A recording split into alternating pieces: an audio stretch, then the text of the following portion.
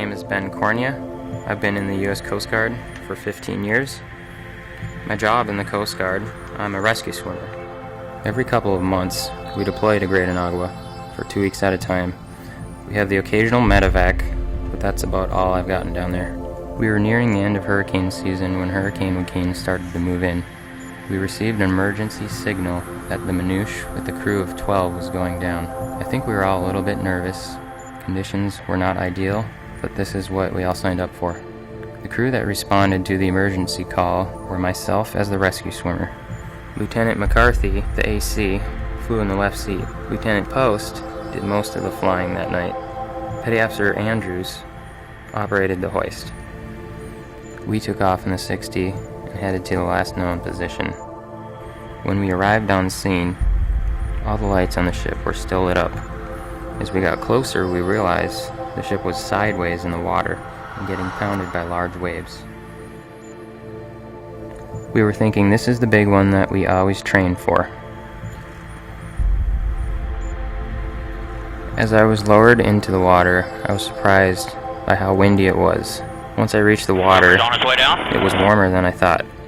There were large 12-foot swells and surface winds of 60 miles an hour. Hold. Roger.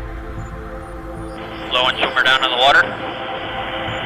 Swimmer's in the water. Swimmer's away. Swimmer's okay. Once I located the raft, I went over to the door, and a crew member unzipped the door. Because of the high winds and the size of the swells, it took a lot longer. Survivor halfway up. Altitude. Big swell there. Roger.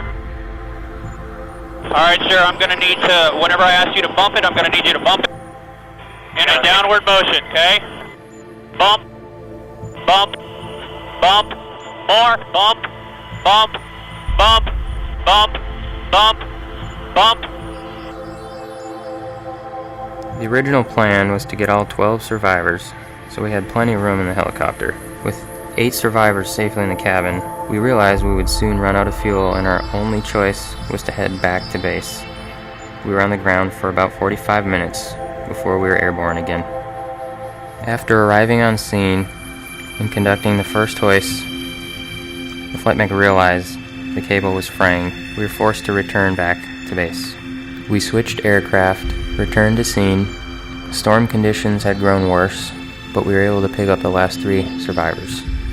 That night, we rescued 12 people.